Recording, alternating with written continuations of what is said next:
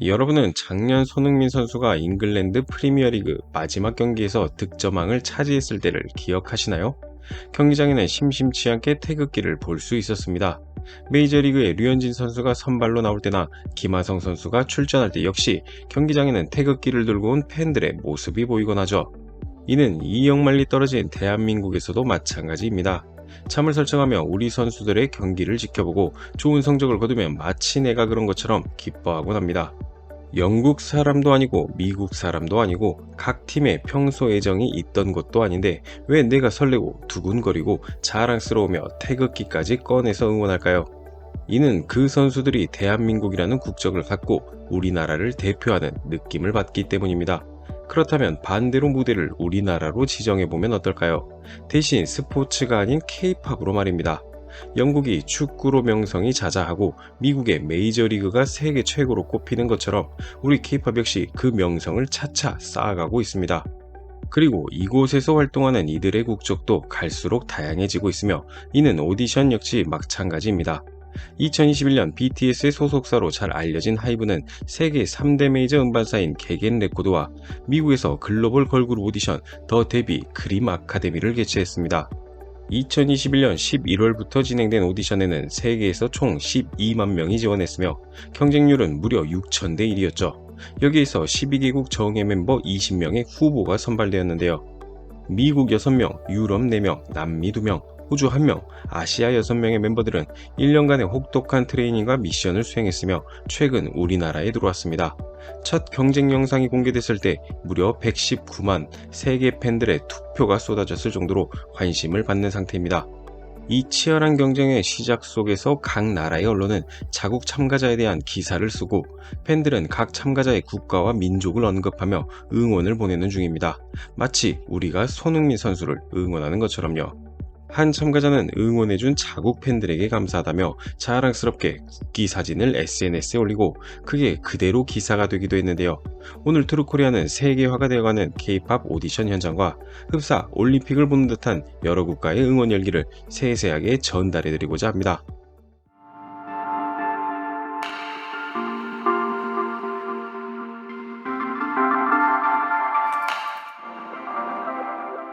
사실 K-팝 오디션이 한국을 넘어 중국, 일본 등 아시아에서 화제를 모으는 건 하루 이틀 된 일은 아닙니다. 이는 아시아 멤버가 K-팝 그룹에 합류한 경우가 많기 때문이기도 하죠. 하지만 이것을 글로벌이라고 말하기는 어렵습니다. 팝의 본고장인 영국 및 유럽이나 글로벌 문화의 중심지인 미국에서는 소수 팬을 제외하면 한국에서 열리는 K-팝 오디션까지 관심 주진 않았습니다. 하지만 이번에는 다릅니다. 미국 음악 매체 빌보드는 2023년 9월 15일 다음과 같은 기사를 실었습니다. 더 데뷔 드림 아카데미 누가 집으로 돌아갔나? 라는 제목의 기사는 해당 오디션의 첫 번째 테스트에 대한 상세한 과정, 방식, 결과 등을 다뤘습니다. 미국 매체가 그것도 세계적으로 유명한 빌보드가 오디션 영상을 보고 실시간이라고 해도 될 정도로 빠르게 다룬 것은 달라지고 있는 K-팝의 위상, 그리고 현재 글로벌 오디션에 대한 미국의 관심을 그대로 반영하고 있다고 할 수 있습니다.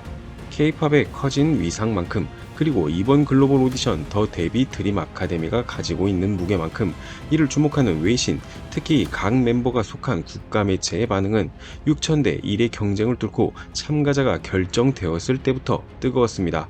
스위스 매체인 20미닛은 2023년 8월 스위스 여성이 해당 오디션에 캐스팅되었다며 상세한 기사를 다뤘는데요. 해당 여성이 틱톡에서 유명한 인물이라는 점과 사진을 올려 홍보하기도 했습니다. 일본의 패션 관련 매체 바자르는 특이하게도 해외 칼럼을 가져와 게시했는데요. 기사 제목에는 3명의 일본인도 참가라는 강조를 넣은 것이 꽤 흥미롭습니다.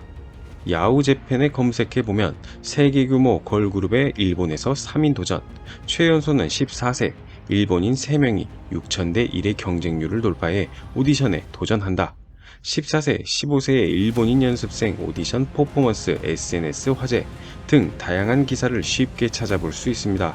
태국 온라인 매체인 MGR에서는 17세 태국 소녀가 글로벌 걸그룹 오디션으로 기대를 모으고 있다 라는 기사를 통해 해당 멤버에 대한 내용, 그리고 블랙핑크 멤버인 리사와 그녀가 태국의 어린이들에게 미친 엄청난 영향력을 상세하게 다루기도 했죠.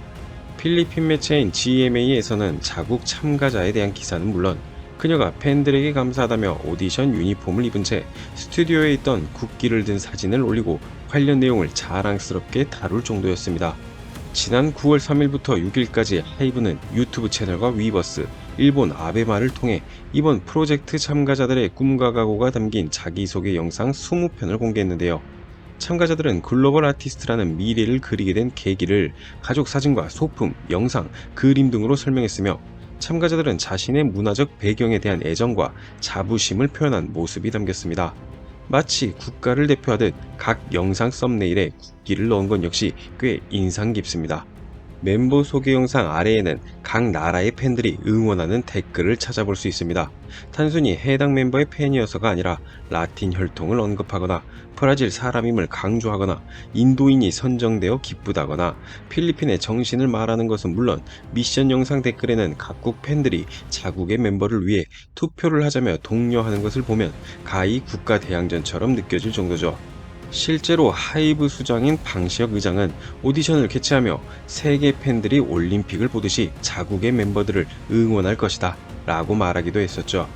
이번 오디션의 글로벌 인기에 대해 하이브는 K-팝은 주류 팝 시장에서 그 자체로 하나의 장르로 자리매김했다며 스포티파이 등 해외 유명 음원 서비스에서는 K-팝을 R&B나 힙합처럼 별도의 플레이리스트로 분류해서 제공한다. 또 다른 팝 장르나 다른 나라에서 찾아보기 어려운 제작 시스템 덕분에 K-팝은 단순히 음악이라는 컨텐츠가 아닌 하나의 문화이자 방법론으로 확대됐다며 참가자가 몰린 현상은 이 같은 방법론이 성공 가능성을 높여준다는 신뢰감이 작용한 것이라는 의견을 밝히기도 했습니다. 실제 K-팝의 위상은 계속해서 높아지고 있습니다.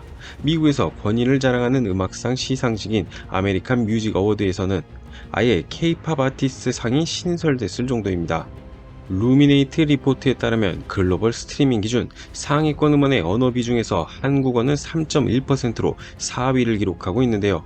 전 세계 80억 인구 중 한국어를 쓰는 인구의 비율이 단 0.6%임을 고려하면 전 세계 음악 시장에서 K-팝의 영향력이 얼마나 커졌는지 알 수 있습니다. 미국 컨텐츠 산업 동향 보고서를 살펴보면 현지에서 가장 다양한 인종과 민족을 대표하는 Z세대의 K-팝 소비 비중이 크다고 했으며 한국컨텐츠진흥원이 진행한 설문조사에서 미국의 Z세대는 다른 세대들과 비교했을 때 80%더 K-팝을 듣는다고 답하기도 했는데요. 이를 보면 하이브가 글로벌 오디션 장소로 미국을 고른 이유를 알 수 있습니다. 방시혁 하이브장은 지난 8월 28일 미국 로스앤젤레스 개펜 레코드 스튜디오에서 열린 더 데뷔 드림 아카데미 언론 공개 행사에서 이런 인사말을 건넸습니다. 오늘 저의 오랜 꿈을 현실화시키며 이를 여러분과 공유할 수 있게 되어서 진심으로 기쁩니다. 라고요. K-팝이 한국과 아시아를 넘어 글로벌 주류 음악이 된다는 것. 어쩌면 우리 생각보다 훨씬 더 크고 빠르게 이루어진 건 아닌가 하는 생각도 듭니다. 해당 오디션은 이후 넷플릭스에서 다큐멘터리로 제작되어 방영될 예정인데요. 오징어 게임이 그랬던 것처럼 장기간의 흥행을 기대할 수도 있겠죠. 이런 K-팝의 글로벌화에 우려하시는 분도 계실 겁니다.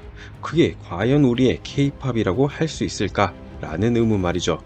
하이브의 방시혁 의장 역시 K-팝에서 K를 떼야 한다고 말하기도 했습니다. 10년 후에는 어쩌면 한국과 전혀 상관없는 K-팝이 세계에 퍼지고 있을지도 모르며 한국에서 활동하지 않는 K-팝 그룹도 언젠가는 나타날 것입니다. 모든 문화가 그렇듯 거대해지면 원조와 상관없이 완전히 새로운 길을 개척하기도 합니다. 영국의 팝이 미국을 거쳐 한국에서 K-팝이 되었던 말이죠. 다만 우리나라가 새로운 음악 시장을 개척했다는 사실은 사라지지 않을 것입니다. 그리고 원조가 가지는 가치 역시 변하지 않을 것이라고 생각됩니다. 여러분은 어떻게 생각하시나요? 영상을 시청해주셔서 감사합니다.